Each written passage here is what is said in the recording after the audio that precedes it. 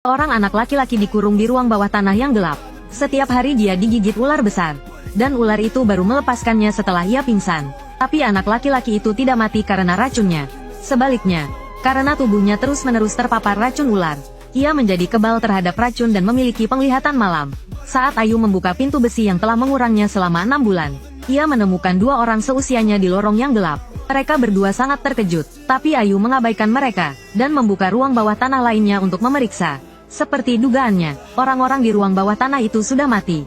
Jika ada yang hidup, pasti ada lebih banyak orang. Dia kemudian mulai mencari di lorong, dan menyuruh kedua orang itu untuk mengikutinya. Benar saja, tidak jauh dari sana, mereka menemukan pintu lain. Saat Ayu membukanya, ia menemukan lebih banyak orang yang selamat. Tapi dia tidak terkejut, dia membawa mereka untuk terus masuk lebih dalam. Kemudian mereka menemukan pintu lain yang tidak terkunci. Saat dia membuka pintu, cahaya yang menyilaukan menerpa mereka. Hal ini membuat mata mereka, yang sudah lama berada di kegelapan, terasa sakit. Ayu memaksakan diri untuk melihat keluar, dan menyadari bahwa mereka masih di bawah tanah. Tapi di sana ada halaman sederhana. Ayu kemudian membawa semua orang untuk mencari di sekitar. Mereka terkejut karena tidak menemukan tanda-tanda kehidupan di sana, dan bangunan di sana juga sangat sederhana. Sepertinya dibangun sementara. Ayu langsung berpikir, mungkinkah dia? Tapi apa alasannya? Tiba-tiba sebuah suara mengganggu pikiran Ayu. Ternyata Limin memanggilnya. Dia berjalan ke arah Ayu dan membelai pipinya. Sambil menatap matanya, dia berkata, "Pupil matamu merah darah. Indah sekali. Apakah ini bawaan lahir?" Ayu terkejut mendengar kata-kata Limin. Mungkinkah semua ini ada hubungannya dengan ular putih itu? Sebelum dia sempat berpikir, tiba-tiba muncul cahaya dari atas. Kemudian sebuah keranjang berisi makanan dilemparkan ke bawah. Semua orang yang kelaparan menjadi gembira. Mereka berebut untuk mengambil makanan. Ayu juga hendak mengambil makanan. Tapi tangannya dicekal seseorang, dan dengan angkuh disuruh pergi. Ternyata rambut merah tidak menyukai sikap Ayu yang pendiam. Ayu tidak banyak bicara, dia langsung mencekik kepala rambut merah, dan mencengkram matanya. Perkelahian mendadak ini mengejutkan semua orang. Ada orang yang berkelahi demi makanan, tapi mereka tidak tahu bahwa tempat ini akan menjadi neraka. Xiao Ruyu segera melerai Ayu, dan menyuruhnya untuk membagikan makanan. Ayu melepaskan rambut merah, dan dengan tegas memperingatkannya untuk tidak mengganggunya lagi. Lalu dia mengambil makanannya sendiri. Saat dia melihat semua orang makan, dia menduga semua ini adalah sebuah konspirasi. Kemudian makanan dikirim lagi dari atas. Tapi kali ini makanannya hanya setengah dari sebelumnya. Seperti duga Ayu, makanan akan berkurang setiap harinya, sampai hanya tersisa beberapa orang yang bisa keluar.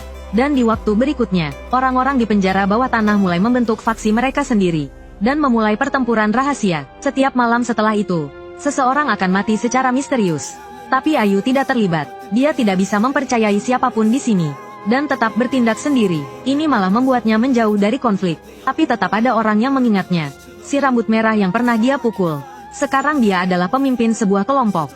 Dia membawa anak buahnya di lorong gelap untuk mencari Ayu. Tapi tiba-tiba, anak buah di sampingnya berteriak, lalu muntah darah dan pingsan. Sebelum si rambut merah bereaksi, anak buah di sebelah kirinya tiba-tiba menghilang. Lalu, sesosok bayangan hitam dengan cepat muncul di belakang anak buah yang satunya, lalu mencekik lehernya. Ayu menatap tajam si rambut merah. "Sudah kubilang jangan cari masalah denganku.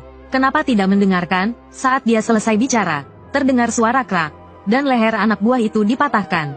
Si rambut merah melihat anak buahnya yang mati, dan langsung ketakutan. Bagaimana dia bisa sekuat ini? Tapi sekarang tidak ada pilihan lain. Dia langsung menyerang Ayu. Tapi bagaimanapun dia menyerang, dia tidak bisa melukai Ayu sedikit pun. Dia bahkan tidak bisa melihatnya. Saat si rambut merah dengan panik mencari Ayu, dia mendengar suara dingin Ayu di belakangnya. Kali ini bukan cuma satu mata yang hilang. Loh, si rambut merah langsung berlutut ketakutan. Tapi Ayu tidak memberinya kesempatan untuk memohon. Dia langsung menghantam dagu si rambut merah dengan telapak tangannya, lalu berpindah ke belakangnya, dan mencekik lehernya. Dengan suara krak, lengan si rambut merah terkulai. Ayu melihat si rambut merah yang terjatuh, lalu berbalik dan menghilang dalam kegelapan. Setelah Ayu menghabisi kelompok si rambut merah, kelompok lain di penjara bawah tanah tidak berani mengganggunya lagi. Tapi sekarang, makanan yang disediakan semakin sedikit. Setiap kelompok tidak bisa membagi makanan secara adil. Maka hanya ada satu cara. Seleksi alam. Yang kuat bertahan, yang lemah tersingkir. Maka Xiao Ruyu mengusir 2 orang terlemah dari kelompoknya, dan hanya memberi mereka 1 kentang untuk bertahan hidup. Berita ini segera diketahui oleh anak buah Gao Yongsan. Mereka langsung meminta Gao Yongsan untuk memimpin mereka merebut kentang itu. Melihat mereka bersemangat, Gao Yongsan merasa tidak berdaya. Tapi untuk bertahan hidup, dia tidak punya pilihan. Dia pun membawa mereka pergi. Saat itu, Gao Yongsan menyadari ada yang tidak beres. Tapi sudah terlambat. Anak buahnya melihat kentang itu akan dimakan.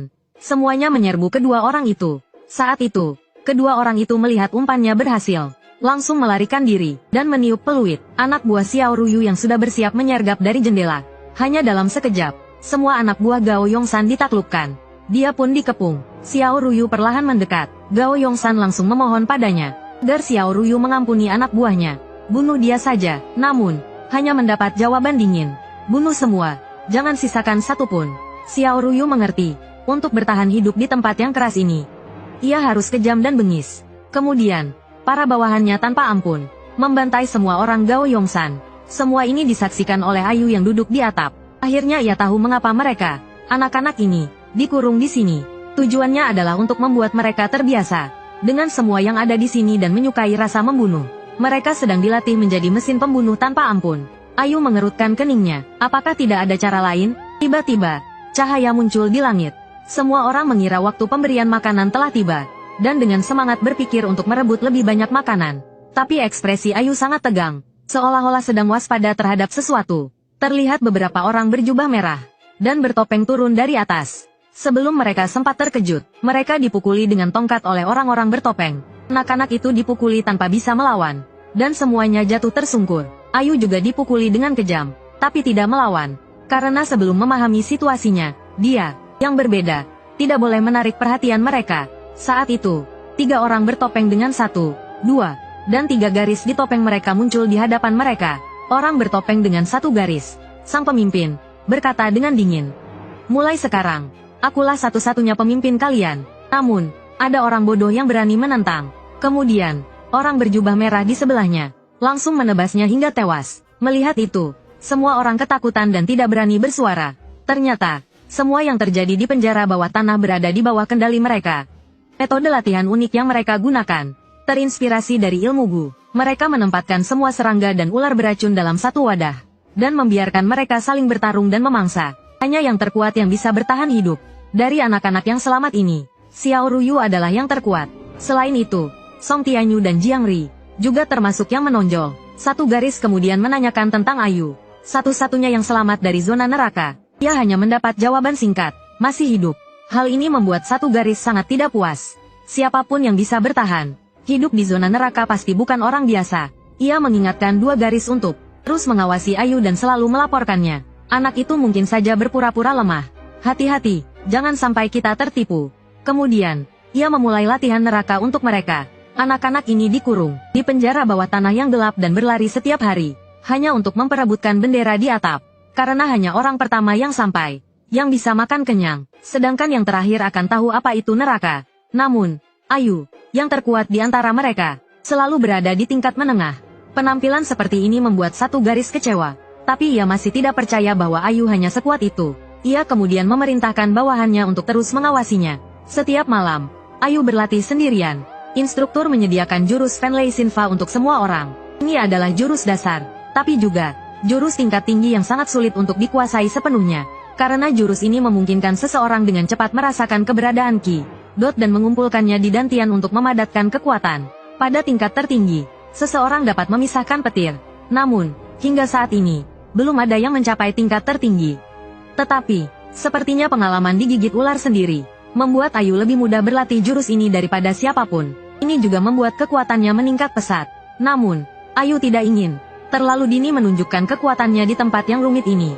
Tetapi, tidak peduli bagaimana Ayu menyembunyikannya, masih ada orang yang mencari masalah dengannya. Dalam satu sesi latihan rutin, lawannya mencoba membunuhnya. Hampir setiap tebasan mematikan. Untungnya, Ayu berhasil menghindarinya. Tetapi lawannya, dengan kekuatannya yang meningkat karena latihan keras, terus-menerus menyerang Ayu. Ia bahkan menggunakan senjata rahasia, bersumpah untuk membunuh Ayu. Namun, ini juga dengan mudah ditangkis oleh Ayu. Melihat itu, lawannya langsung melemparkan semua jarum terbangnya, menutup semua jalur pelarian. Ayu segera melompat dan mengayunkan belatinya, dengan mudah menangkis semua senjata rahasia. Namun, lawannya memanfaatkan kesempatan ini untuk memutar ke belakang Ayu, berniat melakukan serangan punggung yang mematikan. Sayangnya, Ayu sudah membaca gerakannya. Ia berbalik dan menangkis serangan mematikan itu. Tetapi untuk menyembunyikan kekuatannya, Ayu hanya bertahan, tidak menyerang. Ini membuat lawannya semakin sombong. Menyadari bahwa hanya bertahan tidak akan menyelesaikan masalah, Ayu benar-benar marah. Ia langsung melemparkan belatinya, dan tidak lagi menyembunyikan kekuatannya. Ia membalikkan badan dan menendang lawannya. Tendangan itu membuat lawannya muntah darah. Ia langsung meraih pergelangan tangan lawannya, dan melakukan tendangan lutut yang kuat. Lengan lawannya langsung patah. Melihat lawannya terduduk di tanah, Ayu ragu apakah harus membunuhnya atau tidak untuk mencegah masalah di kemudian hari. Tiba-tiba, terdengar suara dari belakangnya. Apa yang kau lakukan? Kenapa tidak kau bunuh dia? Ini langsung membuat Ayu ketakutan. Kapan kau datang? Orang yang datang adalah pemimpin satu, Ichi. Tanpa menunggu Ayu berpikir panjang, sebuah pedang panjang mendarat di lehernya. Kecepatan pedangnya begitu cepat sehingga mata telanjang tidak dapat melihatnya. Saat Ayu mengira ia akan mati hari ini, pedang itu perlahan diturunkan. Pemimpin Ichi mengingatkan, seorang pembunuh tidak boleh meninggalkan jejak apapun, atau musuhmu akan tahu asalmu. Setelah mengatakan itu, ia berbalik dan pergi. Ini adalah pertama kalinya dalam 6 tahun pemimpin Ichi dan yang lainnya melepas topeng mereka.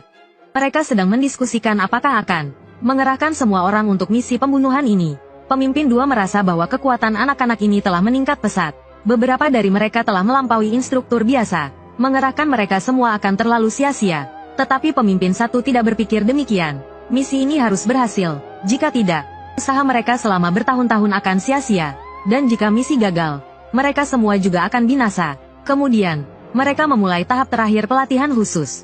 Mereka mengumpulkan ke-30 orang di lapangan terbuka, dan meletakkan 3 buku rahasia seni bela diri di depan mereka. Mereka memberitahu semua orang bahwa di antara ke-30 orang, 3 orang harus mempelajari ketiga jurus ini, dan 27 orang lainnya harus bunuh 3 orang yang mempelajari teknik itu. Begitu misi selesai, kalian tak perlu berlatih lagi, dan bisa meninggalkan tempat ini. Setelah mendengar perintah pemimpin Ichiro, semua orang berkeringat dingin. Bukankah ini membuat mereka saling bunuh lagi? Apakah jika 3 orang sial itu dikorbankan, yang lain bisa pergi dengan selamat? Tapi Ayue tidak berpikir begitu. Mereka hanya sedang melatih alat pembunuh. Mereka tidak mungkin dibiarkan pergi dengan selamat. Ketiga teknik ini kemungkinan besar digunakan untuk membunuh target. Dan ketiga teknik bela diri ini mungkin jauh lebih unggul dari yang mereka pelajari sekarang.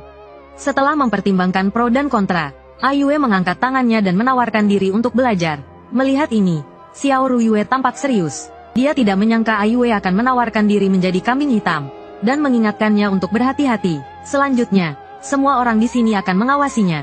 Tapi Ayue mengatakan dia tidak peduli. Setelah beberapa pertempuran sengit, 2 orang lain yang mempelajari teknik itu juga telah dibunuh. Sekarang hanya tersisa Ayue. Sementara Xiao Ruyue dan yang lainnya sedang mendiskusikan strategi. Karena Ayue menghilang setelah mendapatkan teknik itu, Li Min menduga Ayue mungkin telah berhasil berlatih dan meninggalkan tempat ini. Tetapi Xiao Ruyue memberitahu semua orang bahwa dia bertemu Ayue beberapa hari yang lalu dan bertarung dengannya. Tetapi akhirnya berakhir seri. Setelah mendengar apa yang dikatakan Xiao Ruyue, Xiao Gesan menyarankan karena Ayue begitu kuat, lebih baik langsung menghabisi semua instruktur. Itu mungkin lebih mudah daripada menghabisi Ayue. Akhirnya Xiao Ruyue memutuskan, lebih baik menemukan Ayue terlebih dahulu. Karena para instruktur pasti punya cara lain untuk mengendalikan mereka. Ketika mereka pergi, Ayue yang bersembunyi di kegelapan muncul. Sepertinya tempat teraman adalah bersembunyi di ruang rahasia instruktur. Mungkin dia bisa menemukan cara untuk keluar dari sini di sana. Dia segera pergi ke pintu masuk ruang rahasia instruktur, lalu menggunakan teknik pernapasan kura-kura petir untuk menyelinap masuk. Ayue langsung menuju ruangan terdalam di ruang rahasia. Dia ingin mencari tahu mengapa mereka ditahan dan dilatih di sini. Akhirnya dia menemukan gulungan emas yang sangat mencolok. Ketika dia membukanya, dia sangat terkejut. Ternyata hanya untuk satu target pembunuhan. Mereka repot-repot menangkap dan melatih begitu banyak orang. Ini membuat Ayue sangat marah. Tapi kemudian dia tiba-tiba mendengar langkah kaki di koridor, dan segera bersembunyi. Ternyata pemimpin Ichiro kembali ke ruang rahasia untuk beristirahat. Tetapi ketika dia sampai di pintu, dia menyadari seseorang telah menyusup. Dia segera membuka pintu, tetapi tidak menemukan siapapun. Tapi dia masih menemukan jejak di buku. Dia segera menduga orang yang memiliki kemampuan untuk menyusup ke sini hanyalah Ayue. Dia segera memanggil anak buahnya. Ichiro berencana menggunakan seruling iblis untuk memanggil Gu di dalam tubuh anak-anak. Ini adalah kartu terakhir untuk mengendalikan anak-anak. Dia ingin memberi peringatan kepada Ayue dan anak-anak lainnya. Siapa bos sebenarnya di sini? Tidak menyadari bahaya yang mendekat, semua orang masih mencari Ayue. Tiba-tiba, pemimpin Ichiro berdiri di atap dan meniup seruling iblis. Semua anak yang mendengar suara seruling aneh itu roboh ke tanah kesakitan sambil mulutnya berbusa. Tapi entah kenapa, Ayue tidak merasakan apa-apa. Saat melihat kondisi yang lain, ia menduga kalau ini adalah cara pemimpin Ichiro mengendalikan mereka. Mungkin tanpa disadari, pemimpin Ichiro telah menanamkan racun Gu di dalam tubuh mereka. Alasan kenapa ia tidak terpengaruh, mungkin karena ularnya. Setelah mengerti, Ayue pun berpura-pura seperti anak lainnya, roboh ke tanah seperti terkena racun Gu. Saat pemimpin Ichiro menemukannya, ia langsung mencabut pedangnya dan menusuk Ayue yang berpura-pura. "Apa yang kau lihat di ruang rahasia?" bentaknya. Ia kembali mengayunkan pedangnya, ingin membunuhnya. Untungnya, Jiro datang dan menghentikannya. "Dia yang terkuat di antara mereka," katanya. "Jika kau membunuhnya, misi pembunuhan kita bisa gagal. Dan sekarang mereka masih di bawah kendali kita." Pemimpin Ichiro terbujuk. Ia memerintahkan anak buahnya untuk memberi penawar racun. Ia juga mengatakan pada semua orang bahwa semua ini karena Ayue. Jika ada yang berani membangkang, maka hanya kematian yang menanti. Sejak saat itu, semua orang menjauhi Ayue. Dan Ayue pun berlatih sendirian dalam kesendiriannya. Waktu berlalu dengan cepat. Akhirnya, mereka mendapatkan misi pertama. Ayue menatap secercah sinar matahari di atasnya. Hatinya dipenuhi rasa haru. Akhirnya bisa meninggalkan tempat mengerikan ini. Yang lain bersorak kegirangan. Mereka naik ke keranjang dan perlahan naik ke atas. Saat hampir mencapai mulut lubang, Ayue menyadari ada yang tidak beres. Ia segera merobek lengan bajunya dan menutupi matanya. "Tutup mata kalian!" teriaknya. Yang lain segera mengikutinya. Saat keranjang mencapai permukaan, sinar matahari yang kuat menyinari mereka. Walaupun mata mereka tertutup, mereka tetap merasakan sengatan. Seorang pria menghampiri mereka. Ia tampak puas melihat apa yang mereka lakukan. "Bagus sekali, kalian anak-anak yang luar biasa." Ayue mendengar suara asing itu dan langsung tahu kalau itu adalah Gu Juyang, ketua kelompok Suehuan. Ia lalu memerintahkan anak buahnya untuk membawa Ayue dan yang lainnya ke kereta kuda dan mengantar mereka ke villa. Kembali ke permukaan, mereka sangat gembira dengan lingkungan baru ini. Ayue berbaring di rumput, menikmati sinar matahari dan angin sepoi-sepoi. Tiba-tiba, seorang bertopeng menghampiri mereka dan memberikan masing-masing dari mereka sebuah shuriken tanpa ekspresi. "Malam ini, kalian akan menjalankan misi pembunuhan," katanya. Malam pun tiba, dan mereka bersiap. Mereka mengikuti pemimpin Shiro ke lokasi misi. Shiro sangat terkejut, karena para remaja ini bisa dengan mudah mengimbangi kecepatannya. "Kakak senior, selama ini kau benar-benar telah melatih para pembunuh yang hebat." Setelah beberapa lama, mereka tiba di sebuah tebing. Lalu, mereka menjadi seperti bayangan. Di kegelapan, bersembunyi di tanah itu. Entah berapa lama kemudian, bersembunyi di bawah tanah. Mata Ayu tiba-tiba melebar. Aura bahaya tiba-tiba muncul. Sebuah tombak langsung menusuk tubuh rekan di sebelahnya. Kejadian tiba-tiba ini membuat Ayu terkejut. Terlihat seorang pria kekar memegang gagang tombak sambil menatap tanah. Lalu dengan kuat mencabutnya, menarik keluar pembunuh yang bersembunyi di bawah tanah. Orang ini adalah Liu Jinyu dari Gunung Qingcheng. Dia kemudian memerintahkan semua muridnya untuk menemukan semua pembunuh yang tersisa. Melihat situasi yang tidak menguntungkan, Ayu dan yang lainnya segera keluar dari tanah dan berubah menjadi beberapa bayangan yang berhamburan melarikan diri. Melihat ini, Liu Jinyu menjadi semakin bersemangat. Dia kemudian membungkuk dan mengumpulkan tenaga. Tombak di tangannya melesat menembus udara, langsung menembus salah satu dari mereka, lalu mengulanginya lagi, menembus satu persatu pembunuh yang menyerang. Melihat Ayu, yang berlari paling cepat, hampir melarikan diri, Liu Jinyu segera melemparkan tombaknya dengan sekuat tenaga. Dalam sekejap, Ayu segera menghindar dengan cepat, menendang tombak yang kuat itu. Lalu dengan memanfaatkan momentum, dia menendang ujung tombak. Tombak itu melesat seperti kilat, langsung menuju Liu Jinyu. Tapi melihat tombak yang terbang cepat ke arahnya, dia justru berdiri diam tanpa niat untuk menghindar. Lalu tombak itu langsung menancap ke tanah di belakangnya. Telinga Liu Jinyu hanya tergores sedikit. Mencium bau darah membuatnya sangat bersemangat. Dia berteriak, "Aku harus menangkapnya." Kemudian Ayu menyembunyikan dirinya dan melarikan diri dengan panik di hutan. Dia tidak mengerti siapa orang-orang ini dan bagaimana mereka tahu tempat persembunyian mereka. Sebelum datang ke sini, dia tidak bertemu siapapun. Dan saat melarikan diri tadi, dia tidak melihat ketua Si Tiao dan yang lainnya. Apakah mereka ditinggalkan? Saat Ayu sedang berpikir, tiba-tiba kilatan pedang muncul di belakangnya. Ayu segera membungkuk untuk menghindar. Setelah melihat dengan jelas, dia menyadari ternyata itu dia. Tetapi sebelum Ayu sempat bertanya apa yang terjadi, Li Min jatuh pingsan ke tanah.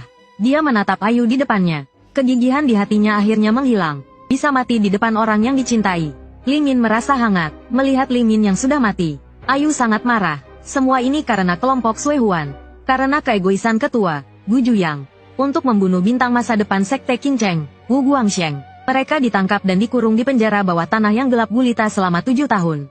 Mengalami siksaan seperti di neraka. Namun setelah dibebaskan, mereka justru dijadikan pion. Ayu bersumpah dalam hati, aku pasti akan menemukan siapa dalang di balik semua ini, dan menghapus mereka selamanya dari muka bumi ini, dan membuat mereka merasakan juga apa itu rasa takut. Sementara itu, di aula utama kelompok Sui Huan, Gu Juyang sedang melihat surat rahasia di tangannya. Meskipun dia merasa agak sayang, tetapi klien tiba-tiba membatalkan. Tugas juga membuatnya terkejut, agar tidak meninggalkan jejak yang berhubungan dengan tugas ini. Dia hanya bisa melakukan ini, tapi dia tidak tahu bahwa kliennya juga berpikir demikian. Pada saat itu, Gu Juyang sangat terkejut. Surat rahasia itu ternyata dilapisi wewangian pelacak. Tiba-tiba terdengar suara brak dan penjaga di luar terlempar masuk. Sekelompok orang menyerbu masuk dengan teriakan perang. Gu Juyang sangat marah. Dia tidak menyangka kliennya begitu tidak tahu aturan. Dia langsung menghunus pedangnya. Hanya dalam satu gerakan, dia langsung memenggal kepala semua orang di depannya. Sebelum Gu Juyang sempat beristirahat, seberkas cahaya menyilaukan menyerangnya. Serangan yang kuat ini sulit ditahan oleh Gu Juyang. Tapi dia tidak punya jalan mundur. Dia langsung mengayunkan pedangnya untuk menangkis. Tanpa disangka, hanya dengan satu gerakan, Gu Juyang terluka parah. Dia berdiri sambil bersandar pada pedangnya. Setelah melihat siapa yang datang, ternyata itu Du Xin Zhenghua dari Sekte Emei. Jadi, kliennya pasti dia. Zhenghua tidak memberi Gu Juyang kesempatan untuk berpikir. Dia segera mengumpulkan energi dalamnya yang dahsyat, bersiap untuk menghabisinya. Gu Juyang sangat menyesal. Jika dia menyelidiki sebelum menerima tugas ini, mungkin dia bisa menghindari bencana ini. Tapi keputusan yang salah ini telah membawa kelompok Sui Huan ke jurang kehancuran. Menghadapi lawan yang begitu kuat, Gu Juyang memutuskan untuk bertarung habis-habisan. Dia langsung menyerbu Zhenghua. Dua ahli bela diri itu beradu lagi. Menghadapi serangan putus asa Gu Juyang, Zhenghua sangat terkejut. Seorang pemimpin kelompok pembunuh kecil ternyata memiliki kekuatan yang mengerikan. Jika disergap dalam kegelapan, bahkan dirinya sendiri akan sulit lolos tanpa cedera. Saat ini, Gu Juyang juga tidak percaya. Serangan terkuatnya ternyata tidak berarti apa-apa di hadapan Zhenghua. Sepertinya hari ini adalah akhir dari kelompok Sui Huan. Pada saat ini, pemimpin Sekte Emei, Lao Fasi, juga telah tiba. Gu Juyang berteriak padanya, bagaimana kau bisa memperlakukan kelompok Sui Huan seperti ini?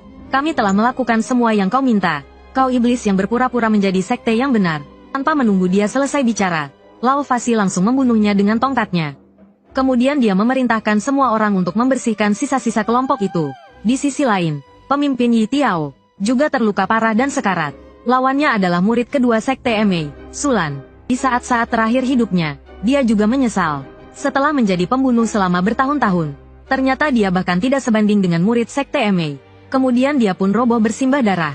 Sejak saat itu, kelompok Sui Huan lenyap dari dunia persilatan. Sementara itu, Aiyue telah tiba di kediaman target pembunuhannya, Wu Guangshen dari Sekte King Cheng.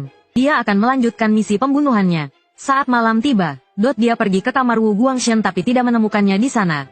Lalu dia teringat di mana Wu Guangshen mungkin berada. Dia segera pergi ke atap ruang latihan pedang.